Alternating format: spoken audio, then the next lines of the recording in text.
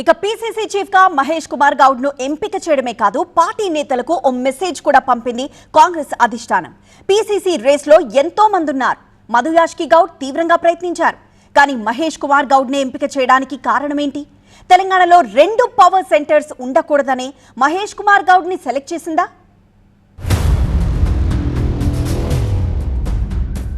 PCC chief గా మహేష్ కుమార్ గౌడ్ భారీ కసరత్తుల తర్వాత కొత్త పీసీసీ చీఫ్ నియామకం. సీఎం రేవంత్ కు అనుకూల వ్యక్తికే పట్టం. పార్టీ ప్రభుత్వం సజావుగా నడిపేందుకే ఈ ఈక్వెషన్.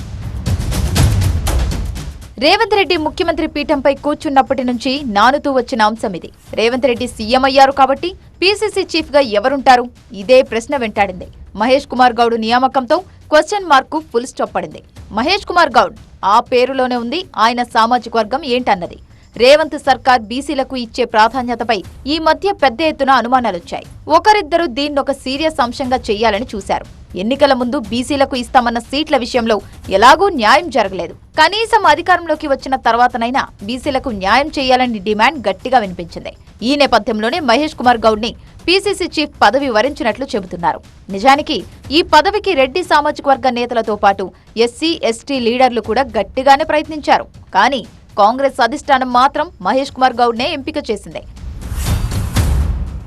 ఇంతకీ మహేష్ కుమార్ గౌడ్ కే ఎందుకు ఇచ్చారు? సీఎం రేవంత్ రెడ్డికి అత్యంత సన్నిహితుడిగా పార్టీలో చెప్పుకుంటుంటారు. అయితే అంత మాత్రానికే పీసీసీ ఇచ్చారని చెప్పడానికి వీల్లేదు. ఎందుకంటే ఢిల్లీ కాంగ్రెస్ పెద్దల దగ్గర మిగతా వారికి ఉన్నంత పలుకుబడి మహేష్ కుమార్ గౌడ్ కి లేదని చెబుతారు. కాకపోతే మహేష్ కుమార్ గౌడ్ పనితనమేంటో అధిష్టానానికి తెలుసు. పీసీసీ వర్కింగ్ ప్రెసిడెంట్ గా ఆయన చేస్తున్న పని అధిష్టానం దృష్టిలో పడింది. అంతేకాదు ఎన్నికల ముందు టికెట్ల విషయంలో బీసీల నుంచి ఎన్నో డిమాండ్లు వినిపించాయి. ఆ సమయంలో అందరితో మాట్లాడి అందరికీ నచ్చచెప్పి పార్టీకి డ్యామేజ్ జరగకుండా చేసిన వారిలో మహేష్ కుమార్ గౌడ్ కూడా ఒకరు. ఈయనలో అధిష్టానం చూసిన మరో క్వాలిటీ సమన్వయం. అందరినీ కలుపుకుని వెళ్లగలిగే తత్వం.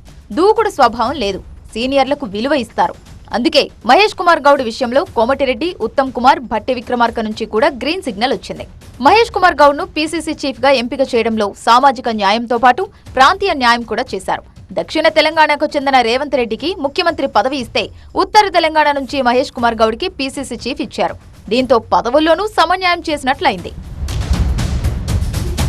అయితే కొత్త పీసీసీ అధ్యక్షుడి ముందు చాలా ఛాలెంజెస్ ఉన్నాయి. అన్నిటికంటే ముందు స్థానిక సంస్థల ఎన్నికలను ఎదుర్కోవాలి. ఇదే మహేష్ కుమార్ గౌడ్ ముందున్న అతి పెద్ద టాస్క్. మరో సవాల్ ఏంటంటే పార్టీలోని సీనియర్లను ఏకతాటిపై నడిపించడం. మహేష్ కుమార్ గౌడ్ కంటే పార్టీలో సీనియర్లు చాలా మంది ఉన్నారు.